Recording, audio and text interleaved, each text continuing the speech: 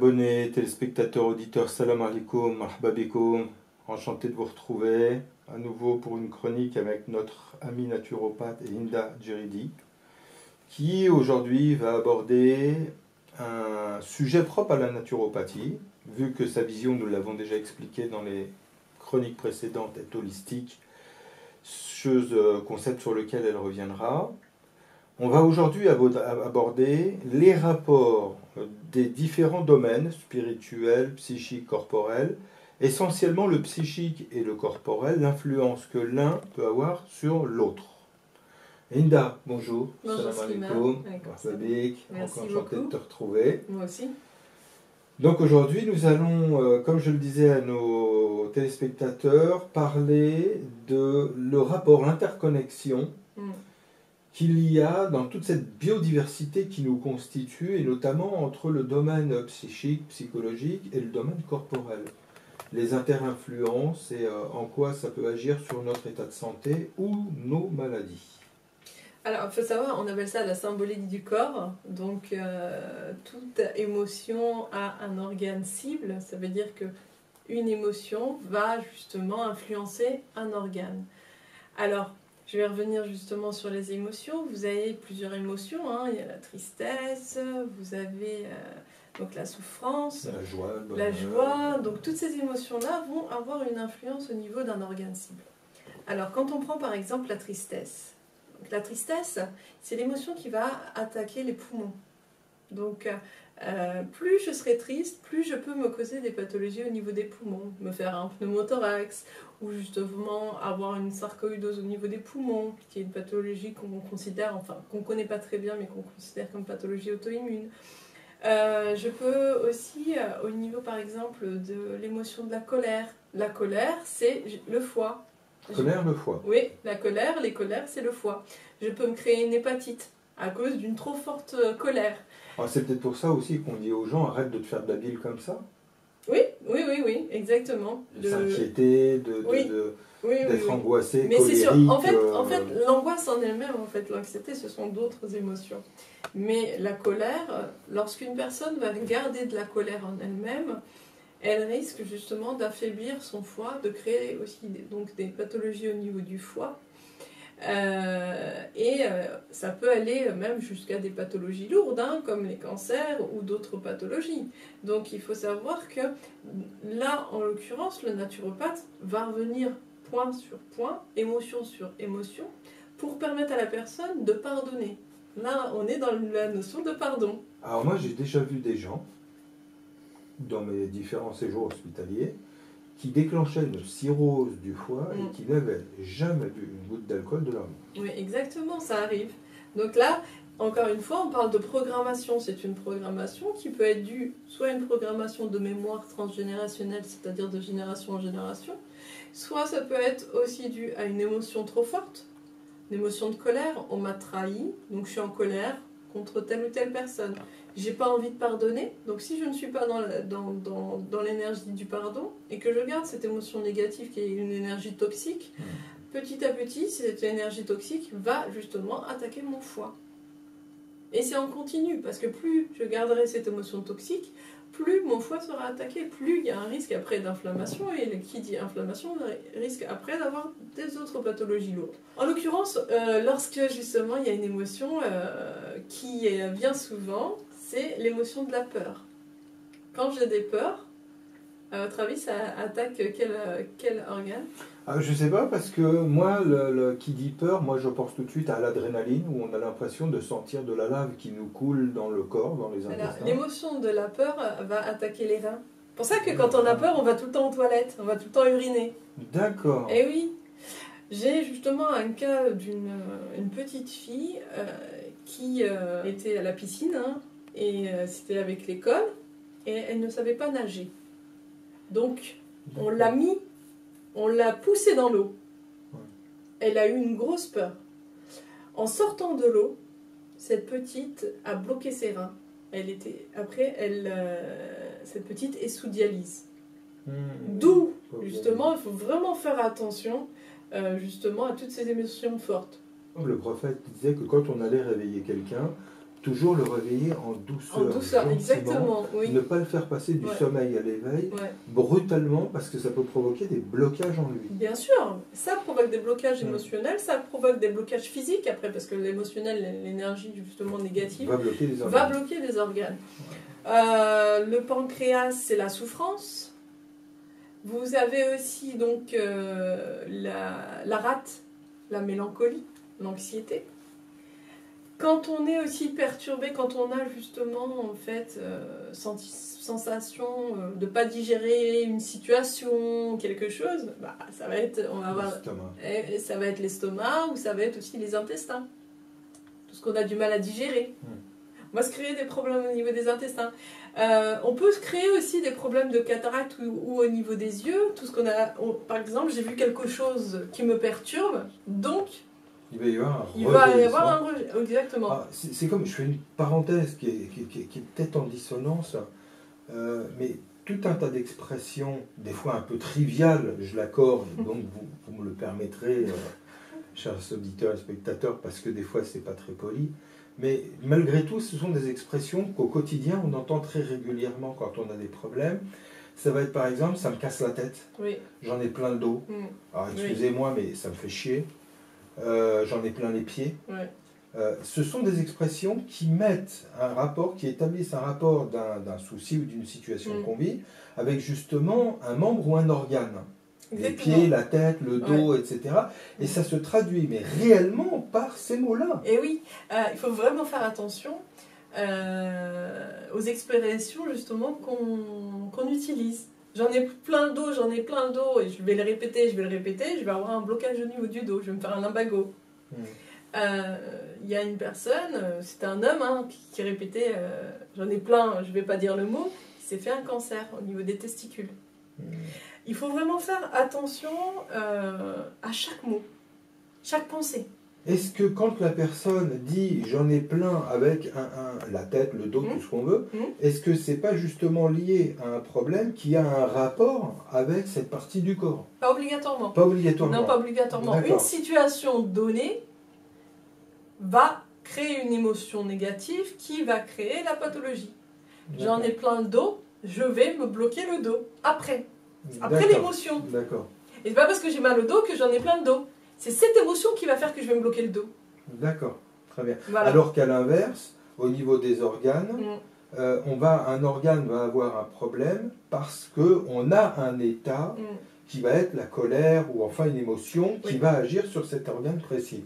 Voilà, après il y a plusieurs facteurs, mais au niveau émotionnel, dans plusieurs cas, par exemple, il y a des femmes qui sont venues me voir parce qu'elles avaient des cancer du sein ou de l'utérus. Et moi, j'ai posé la question au niveau, par exemple, parce que la femme, la matrice, c'est intime aussi. Est-ce qu'il y a eu des abus? Est-ce qu'il y a eu tromperie? Est-ce qu'elle a eu la perte d'un enfant? Et la plupart du temps, à ces questions, ça a toujours eu oui. Il y a eu un problème. Oui, il y a eu ceci. Oui, il y a eu la perte d'un enfant. D'accord. Donc, une émotion forte va justement programmer, parce qu'en fait, tout est une notion de programmation. Tout est notion de programmation. En fait, l'organisme est constamment programmé par des émotions négatives ou des émotions positives, puisqu'une émotion positive qui rejaillissent sur l'organe qui a été peut-être à la source du problème. En l'occurrence, la matrice ou autre chose, si c'est un... D'accord. Comme on dit des fois, quand on est amoureux ou qu'on a une déception, on a un problème de cœur. Est-ce que ça peut réellement entraîner un problème physiologique? Ça peut réellement entraîner chez certains soit un infarctus ou des problèmes justement d'arythmie ou des problèmes d'hypertension. Bien sûr, ça peut influencer énormément. De toute façon, le physique est extrêmement lié à l'émotionnel. C'est comme un frère et sa sœur. Oui, on a un rapport très étroit. C'est un rapport très étroit. C'est vraiment... il faut vraiment faire attention. Il faut être en conscience, en compréhension de cette relation qui est une relation intime de ces corps. Le corps physique, le corps émotionnel. En fait, imaginez-vous, le corps physique va s'exprimer à votre place. Quand on intériorise et qu'on n'exprime pas, c'est-à-dire, voilà, je vais garder une émotion négative. Mon patron m'embête, il me harcèle. Je ne m'exprime pas, donc je ne m'exprime pas. Problème de communication au niveau de la gorge, je peux me créer un problème au niveau de la thyroïde. Je ne vais pas m'exprimer, donc comme moi, en tant qu'individu conscient, je suis consciente du problème, mais je ne l'extériorise pas. Qu'est-ce que va faire le corps? Il va s'exprimer à ma place. Il va créer la pathologie en relation avec l'émotion. D'accord. Voilà comment ça fonctionne en fait. Mais il ne le fait pas par punition. Il le fait pour vous permettre de prendre conscience qu'il est important de lâcher prise. Parce que la personne ne lâche pas prise. Et par compensation aussi. Parce que si je l'avais réellement exprimé, lui ne l'aurait pas exprimé à sa façon. Exactement, et il n'aurait pas créé la pathologie. Donc il vient compenser un déséquilibre que j'ai moi-même créé en ne faisant pas ce que j'aurais dû faire au moment voulu. Exactement. D'où l'importance de dire les choses. D'où l'importance aussi de s'éloigner de gens toxiques ou d'environnements toxiques. Plus je reste dans un environnement toxique, plus j'ai des chances de me créer des pathologies. Il y a combien de personnes qui vont se créer des dépressions suite justement le fait de rester dans un environnement qui est toxique ou avec des gens toxiques ou des, on va dire des collègues toxiques? Énormément, des personnes qui vont être en arrêt maladie et qui vont se créer de dépression à cause de ça. Donc en fait, il est important d'être à l'écoute, mais certes j'ai la prise de conscience, mais il y a des personnes qui ont la prise de conscience mais ils ne lâchent pas prise.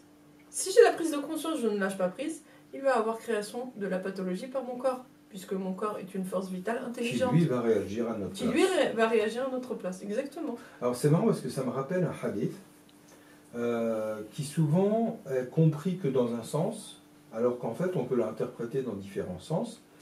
Concernant la foi, l'iman, le prophète sallallahu alayhi wa sallam va dire la foi à Shu'ub al-Iman, il s'appelle le hadith, donc il a des branches. Des degrés. Des degrés, des branches. Parmi ces branches-là, parmi ces facettes, parmi la pudeur, la connaissance, le plus haut degré de la foi, c'est la connaissance de l'unicité divine, ilm tawhid.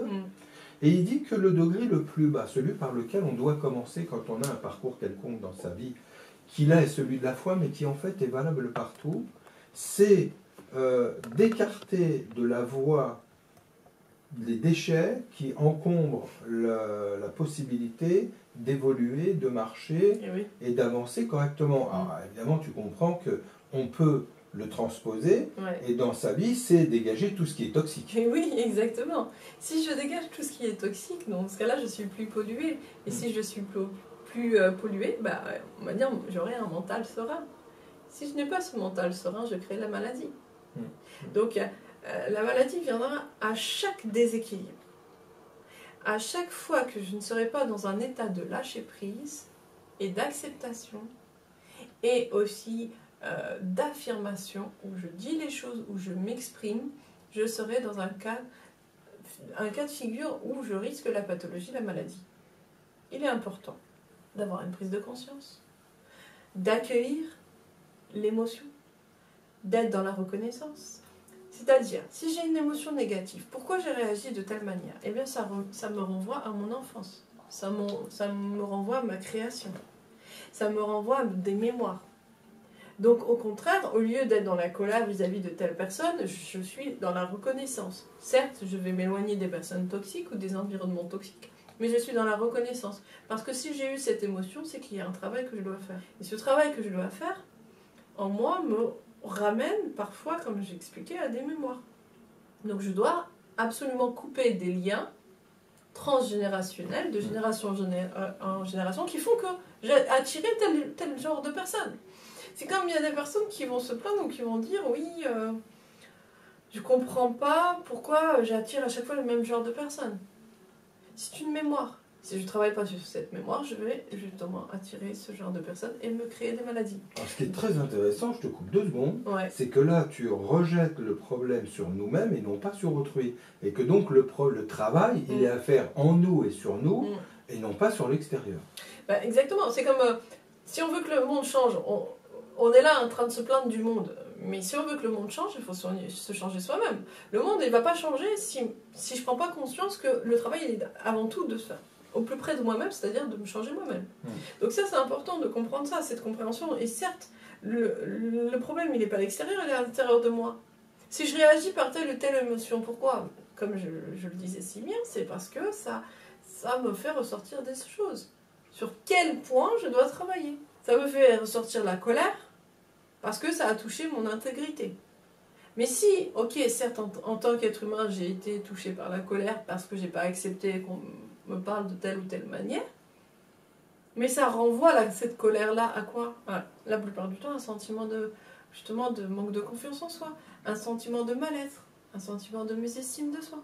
Donc, en fait, ça me remonte à des émotions qui sont propres à moi-même, à mon vécu, à mon environnement. Donc, seulement, la plupart du temps, l'individu ne comprend pas que c'est une chance pour lui de faire ressortir cette émotion-là. Parce que cette émotion va lui permettre de travailler. D'accord, et doit être une information également c'est une information sur son propre état psychologique et spirituel. Exactement. On se souvient d'un compagnon qui venait voir le prophète et qui lui disait « Donne-moi un conseil pour m'améliorer moi-même, et être meilleur, et être mieux avancé, mieux. » Et le prophète, à 3 reprises, lui a répété « La tardab, ne te mets pas en colère. » Et ouais, exactement. Parce qu'il savait très bien qu'en fait, la colère est un poison de l'âme. Et la colère, sous la colère, on fait énormément de mauvaises actions. Donc, et le meilleur, justement, il disait bien, hein, le meilleur des serviteurs de Dieu est celui qui ne se met pas en colère. Pourquoi? Parce qu'il dit, quand tu te mets en colère, ce n'est plus les anges qui sont là, mais c'est le shaitan qui est avec toi. Et donc, c'est une réalité. Une fois, il a fait sortir d'une pièce où il se trouvaient les compagnons, qui étaient en désaccord sur un point, et qui commençaient à se disputer. Et c'est ce qu'il a dit, ce que tu viens de dire. Il a dit, là où est la dispute et la colère, les anges s'en vont. Et moi, je ne reste pas là où ne sont pas les anges, donc veuillez sortir de... C'est exactement ça. Et en fait, il disait dans le silence.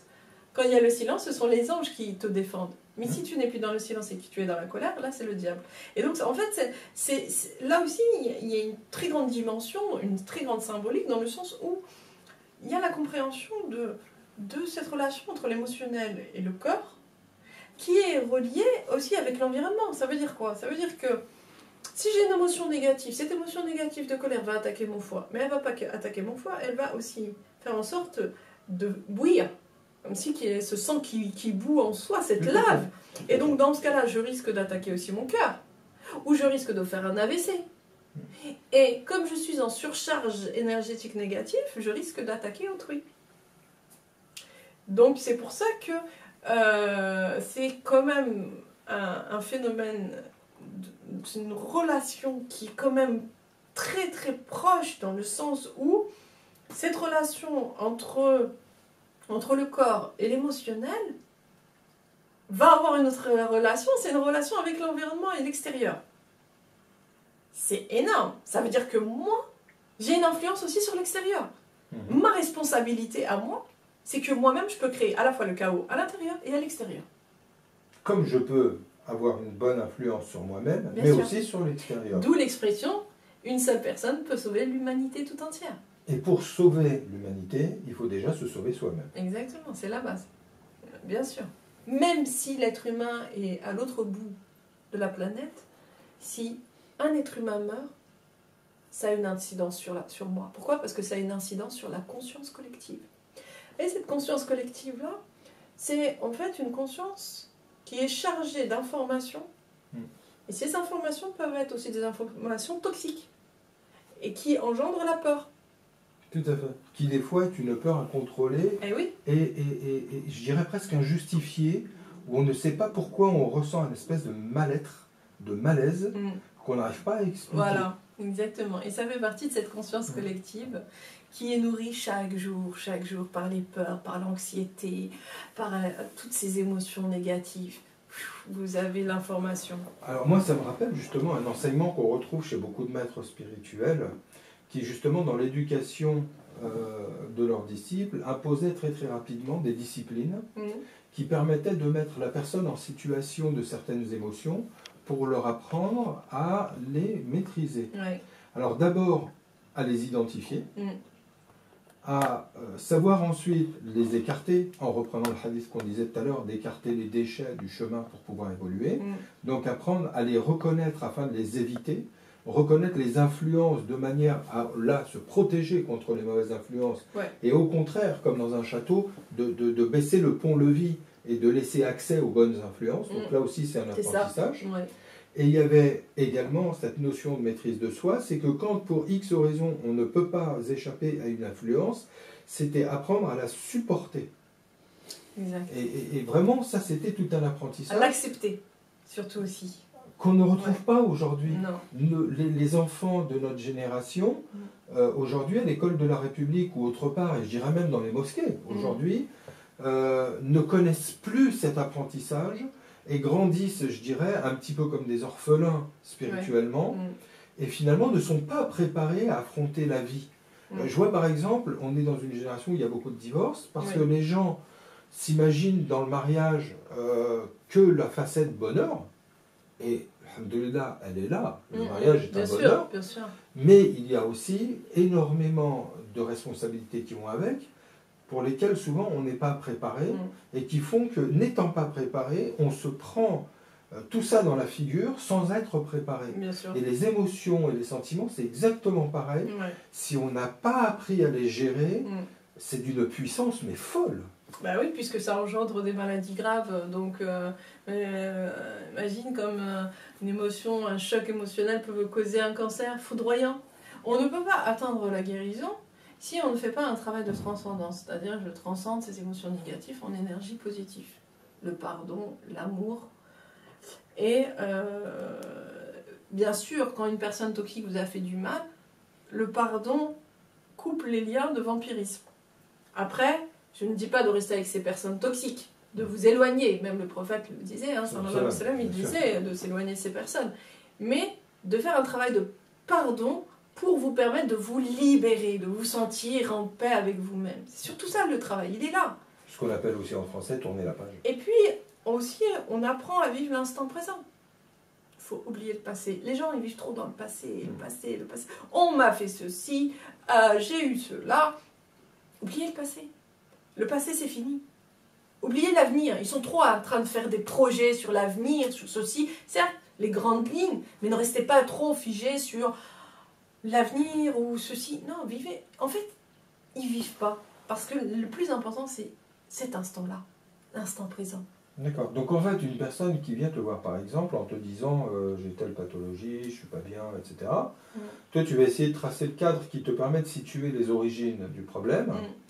Et autant tu vas pouvoir travailler sur la pathologie à partir de plantes d'huile ou de reste, mais par contre, tu vas quand même aussi essayer d'aller chercher ce qui ne va pas pour justement, comme le dit le hadith, nettoyer ce qui a besoin de l'être pour dégager cette source de poison dans la vie qui a été...